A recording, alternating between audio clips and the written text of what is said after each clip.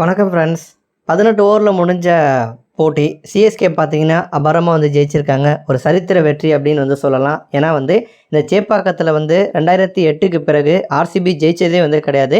அந்த சோகமான வரலாறு இப்போவும் வந்து தொடர்ந்துக்கிட்டு இருக்கு.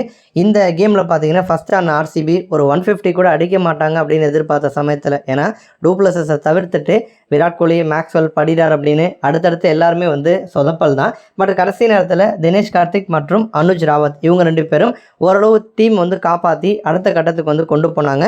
173 ரன்களை பார்த்தீங்கன்னா ஆர்சிபி வந்து அடிச்சிருப்பாங்க. ஸோ இது வந்து ரொம்ப 174 அப்படிங்கிறது ஒரு ஈஸியான டோட்டல் வந்து கிடையாது. இந்த டார்கெட் அதுவும் சென்னை பிச்சில் வந்து கொஞ்சம் கஷ்டம் தான்.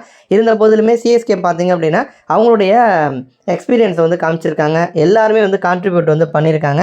ருத்ராஜ் கெய்க்வாட்டுக்கு வந்து கேப்டன் பொறுப்பு கொடுத்ததுனால என்னவோ தெரில, அவருடைய யூஸ்வலான ஆட்டத்தை பெருசாக அவர் வந்து ஆடலை. பொதுவாக வந்து ஸ்டைலிஷாக ஆடுவார்.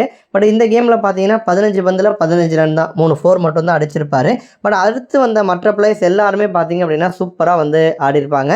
எல்லாருமே வந்து அவங்களுடைய பங்களிப்பை கொடுத்துருப்பாங்க. ரச்சின் ரவீந்திரா 37 ரன் செம்மையாக ஆடிட்டு போயிட்டார். அவர் வந்து 15 பந்தில் 37 ரன், 3 4 3 6ன்னு மிரட்டி எடுத்துட்டார். கெய்க்வாட் சொதப்பினா கூட ரவீந்திரா பிடிச்சிட்டாரு. அடுத்து வந்த ரஹானே 27, மிச்சல் 22, தூபே மற்றும் ஜடேஜா இவங்க 2 பேரும் கடைசி வரைக்கும் அவுட் ஆகாமல் இருந்து கேமை முடிச்சு வச்சுருப்பாங்க. தூபே ஆரம்பத்தில் நிறைய ஸ்ட்ரகிள் பண்ணார். இவருக்கு வந்து ஃபுல்லாக பவுன்சர் பாலாக போட்டு தாக்கினாங்க.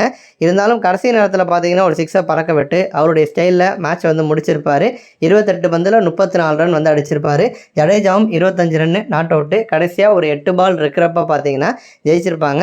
6 விக்கெட் வித்தியாசத்தில் சிஎஸ்கே இந்த கேம் வந்து முடிச்சு வச்சுருப்பாங்க. தலை தோனி வந்து பேட்டிங் ஆட விடலை. இருந்தாலும் சிஎஸ்கே கேம் வந்து சக்ஸஸ்ஃபுல்லாக வந்து ஃபினிஷ் பண்ணியிருக்காங்க. நன்றி.